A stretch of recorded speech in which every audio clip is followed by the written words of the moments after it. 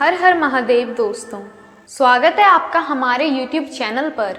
आज की वीडियो में हम सुनेंगे शिव महापुराण श्री रुद्र संहिता पंचम खंड का 44वां अध्याय, अंधक की अंधता। संत कुमार जी बोले, हे व्यास जी, एक बार हिरणाक्ष के पुत्र अंधक से उसके भाइयों ने मजाक उड़ाते हुए कहा, अंधक, तुम तो अंधे और कुरूप हो, भला तुम राज्य का क्या करोगे? दैत्यराज हिरणाक्ष तो मूर्ख थे, जो भगवान शिव की इतनी कठोर तपस्या कर उन्हें प्रसन्न करके भी तुम जैसा कुरूप, नेत्रहीन और बेडोल पुत्र वरदान में प्राप्त किया। कभी दूसरे से पुत्र प्राप्त का भी पिता की संपत्ति पर अधिकार होता है। इसीलिए इस राज्य के स्वामी हम ही हैं, तुम तो हमारे सेवक हो। अपने भाइयों के इस प्रकार के कटु वचनों को सुनकर अंधक निराश और उदास हो गया। रात के समय जब सब सो रहे थे तो वह अपने राजमहल को छोड़कर निर्जन, सुनसान और भयानक डरावने वन में चला गया।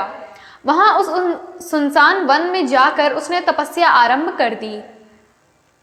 वह 10,000 वर्ष तक घोर तपस्या करता रहा, परंतु जब कोई परिणाम नहीं निकला तो उसने अपने शरीर को अग्नि में जलाकर होम करना चाहा। ठीक उसी समय स्वयं ब्रह्मा जी वहां प्रकट हो गए। ब्रह्मा जी बोले, पुत्र अंधक, मांगो, क्या मांगना चाहते हो? मैं तुम्हारी तपस्या से बहुत प्रसन्न हूँ। तुम अपना इच्छित वर मांग सकते हो। मैं तुम्हारी मनोकामना अवश्य ही पूरी करूँगा। यह सुनकर अंधक बहुत प्रसन्न हुआ। उसने हाथ जोड़कर ब्रह्मा जी की स्तुति की और बोला, हे कृपा निधान ब्रह्मा जी, यदि आप मुझ पर प्रसन्न होकर मुझे कोई वर देना चाहते हैं तो आप कुछ ऐसा करें कि मेरे निशिष्ट भाइयों ने जो मुझसे मेरा राज्य छीन लिया है वे सब मेरे अधीन हो जाएं, मेरे नेत्र ठीक हो जाएं, अर्थात मुझे दिव्य दृष्टि की प्राप्ति हो तथा मुझे कभी भी न मार सके। वह देवता, गंधर्व, यक्ष, किन्नर, मनुष्य, नारायण अथवा स्वयं भगवान शिव ही क्यों न हो। अंधक के इन वचनों को सुनकर ब्रह्मा जी बोले, हे अंधक, तुम्हारे द्वारा कही हुई दोनों बातों में मैं स्वीकार करता हूँ, परंतु इस संसार में कोई भी अजर अमर नहीं है। सभी को एक न एक दिन काल का ग्रास बनना पड़ता है। मैं सिर्फ तुम्हारी इतनी मदद कर सकता हूँ कि जिस प्रकार की और जिसके हाथ से तुम चाहोगे अपनी मृत्यु प्राप्त कर सकते हो।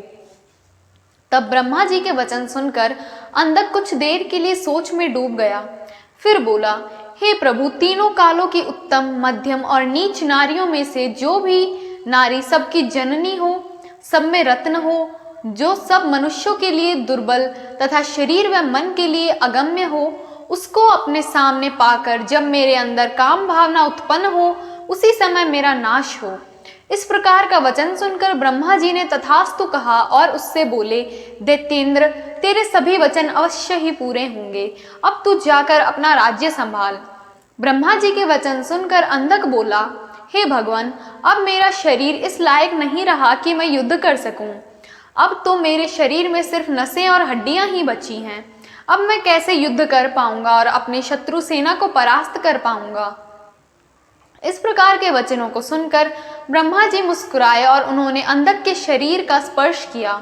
उनके स्पर्श करते ही अंधक का शरीर भरा पूरा हो गया।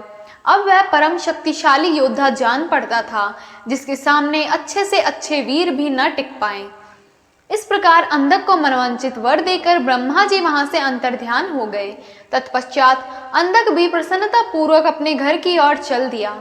जब अंधक ने अपने राज्य में प्रवेश किया तो यह जानकर कि अंधक को ब्रह्मा जी से वरदान प्राप्त हुआ है, सारे दानव उसके वश में होकर उसके दास बनकर रहने लगे। तब अंधक ने विचार किया कि हमें दैत्य साम्राज्य का विस्तार करना चाहिए और अपने घोर शत्रु देवताओं को पराजित करके उनके राज्य पर अपना अधिकार स्थापित कर लेना चाहिए। यह सोचकर दैत्यराज अंधक ने अपने विशाल सेना के साथ स्वर्गलोक पर आक्रमण कर दिया और स्वर्ग पर अपना आधिपत्य जमा कर देवराज इंद्र को अपना बंधक बना लिया। तत्पश्चात उसने नागों, सुपर्णों, श्रेष्ठ राक्षसों, गंधर्वों, यक्षों, मनुष्यों, ऊंचे ऊंचे पर्वतों और भयानक वृक्षों और सिंहों को भी युद्ध में परास्त कर अपने अधीन कर लिया। अंधक मद्दांग होकर कुर्मयोगी हो गया। उसने स्वर्ग, भूतकाल और रसातल की सर्वश्रेष्ठ सुंदरियों को अपनाकर अपने साथ रमणीय विवाह किया। दिन पर दिन वह बुराइयों के दलदल में धंसता जा रहा था। उसने वैदिक धर्म का पूर्णतः त्याग कर दिया था। एक दिन उसके दुर्योधन, वैद्यास और हस्ती नामक तीनों मंत्री उसके पास आए और बोले, हे दैत्येंद्र, हमने मंदराचल पर्वत की एक गुफा में एक मुनि को देखा है जो कि योग ध्यान में मग्न आंखें बंद करके बैठे हैं। उस रूपवान मुनि के मस्तक पर अर्धचंद्र, कमर में गजेंद्र की खाल बंधी है, सिर पर जटाजूट, गले में खोपड़ियों की माला तथा उसके शरीर पर बड़े भयानक सांप लिपटे हुए हैं। उस मुनि के एक हाथ में त्रिशूल तो दूसरे हाथ में डमरू है। अपने घोर अंगों पर उसने भस्म लपेटी हुई है। उस तपस्वी का वेश बड़ा ही अद्भुत है। साथ ही एक विकराल वानर उनके आयुधों को धारण किए उस तपस्वी की रक्षा कर रहा है। वहीं उनके पास में एक सफेद रंग का बैल बंधा हुआ है। उस तपस्वी के पास ही एक सुंदर रत्न स्वरूपा नारी बैठी है जो संपूर्ण शुभ लक्षणों से युक्त है। उसका रूप बड़ा मनोहारी है जो सभी के मन को मोह लेता है। उसने सुंदर मूंगे, मोती, मणियों और सोने के रत्न जड़ित आभूषणों को धारण किया हुआ है। वह इतनी रूपवती है कि जो उसे एक बार देख लेता है उसकी आंखों का होना सफल हो जाता है। उस परम सुंदरी को एक बार देख लेने के बाद संसार की अन्य किसी स्त्री को देखने की आवश्यकता ही नहीं पड़ती। स्वामी, आप इस त्रिलोक के अधिपति हैं। आपके पास इस संसार की सभी बहुमूल्य और अमूल्य धरोहर है। ऐसी परम सुंदरी रूपवती नारी को भी आपके अनमोल राज्य की शोभा बढ़ानी चाहिए। अतः आप हमारे साथ चलें और उस सुंदरी को यहाँ ले आएं। अपने वीर मंत्रियों के इस प्रकार के वचन सुनकर दैत्येंद्र अंधक बहुत प्रसन्न हुआ और उसके मन में उस सुंदर नारी को देखने की इच्छा बलवती हो गई। उसने अपने मंत्रियों को आदेश दिया कि तुम शीघ्र वहां जाकर उस तपस्वी से उसकी सुंदर स्त्री को मांगकर मेरे पास ले आओ।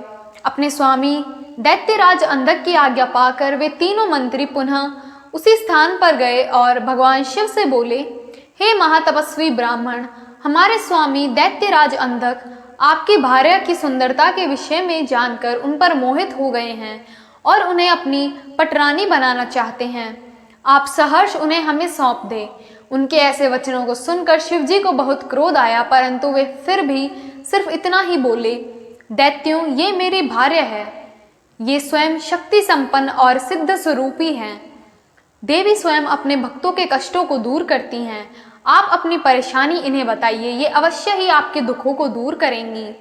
भगवान शिव के ये वचन सुनकर क्रोधित और मंदांग दैत्य और कुछ न बोले और वहां से वापस आ गए।